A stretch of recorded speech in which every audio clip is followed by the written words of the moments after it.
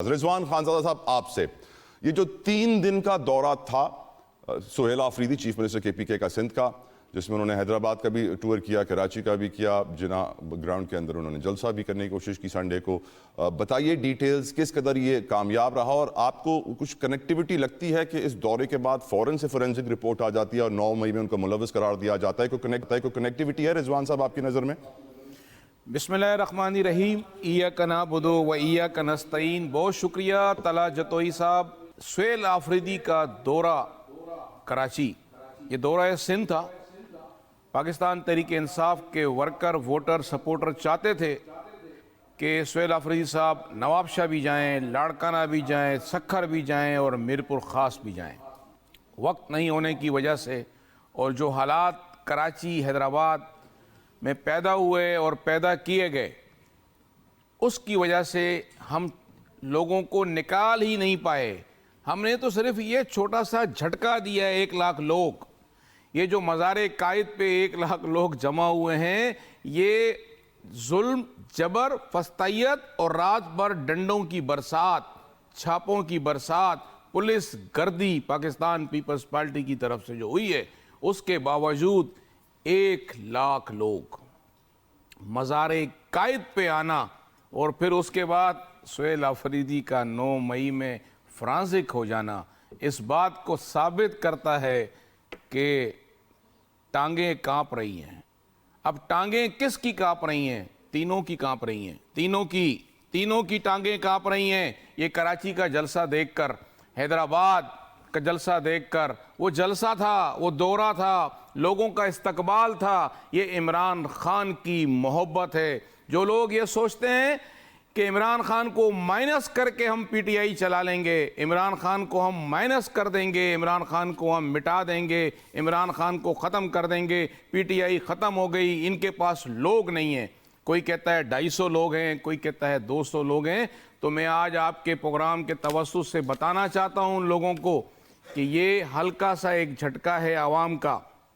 इस निज़ाम के ख़िलाफ़ इमरान खान की नज़रिए के साथ खड़े होने के लिए, इमरान खान का जो नज़रिया है वो है इंसाफ, इंसानियत और ख़ुददारी, उस पर ये आवाम निकली है। और उस वक्त से डरें कि पूरे मुल्क में ये आवाम निकल आए इस निज़ाम के खिलाफ। इससे पहले इमरान खान सिंध में पीटीआई कहते थे खत्म हो गई है, कहते थे सिंध में पीटीआई खत्म है।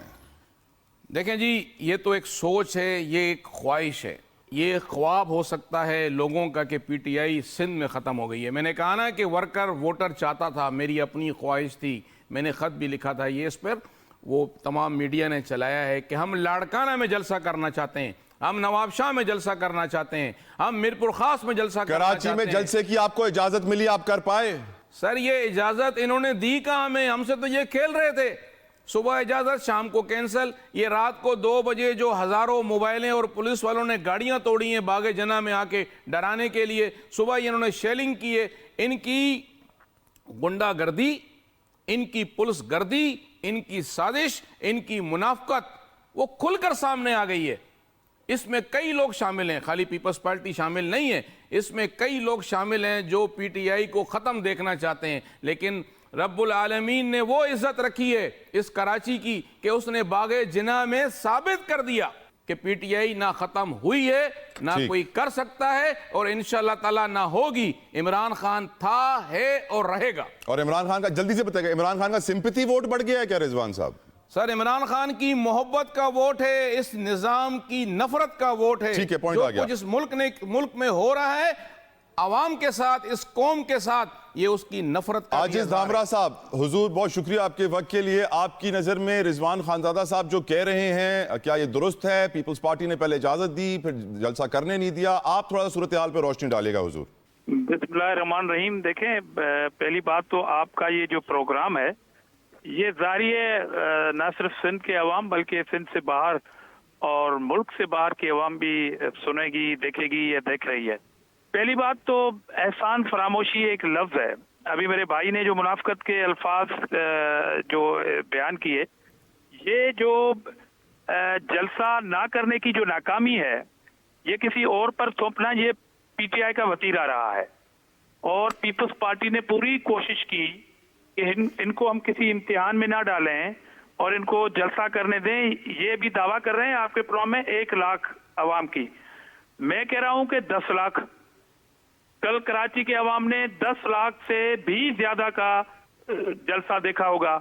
मुझे इस बात से कोई सरोकार नहीं है कि आप यहां बैठ के 50 लाख का जलसा करार दे दें या 10 लाख का करार दे दें। आपकी बड़ी मेहरबानी कि आप 1 लाख करार दे रहे हैं। मैं आपके जलसे को जलसी भी नहीं कहूंगा, मैं ये भी नहीं कहूंगा कि जी 5,000 या 10,000। मैं पॉलिटिकल पॉइंट स्कोरिंग पे नहीं जाना चाहता, मैं सिर्फ उन उसूलों की बुनियाद पर जाना चाहता।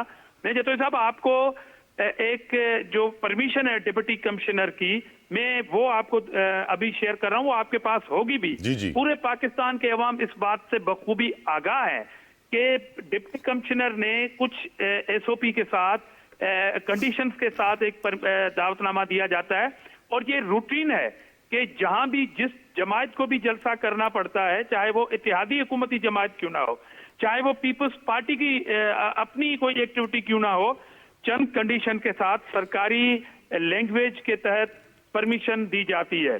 मिसाल के तौर पर रोड पे पुलिस का खड़ा होना। अब जब गड़ी खुदाबख्श में जलसा होता है, वो कोई अर्बन एरिया नहीं होता, मगर वहां पर भी सिक्योरिटी मामलात के लिए पार्किंग के हवाले से हमारे कारकुनों को 2-2 किलोमीटर दूर उतर के गाड़ियों से फिर आना पड़ता है। ये एक रूटीन का काम है। PTI के सूबाई सदर ने कल ऑन रिकॉर्ड ये बात की है मीडिया के सामने कि जी हमें वक्त कम था इसलिए हम ग्राउंड में जलसा नहीं कर सकते थे। भाई इसमें पीपल्स पार्टी का कसूर है? आपने ये शेड्यूल बनाया होगा, चीफ मिनिस्टर का यहाँ आने का एक डिजाइन किया होगा आपने प्रोग्राम, और आपकी ये रिस्पांसिबिलिटी थी कि आप ऑर्डर बुक कराते कुर्सियों के, कंटेनरों के, और ये सारे मामलात करना आपका काम था, पीपल्स पार्टी का काम नहीं था।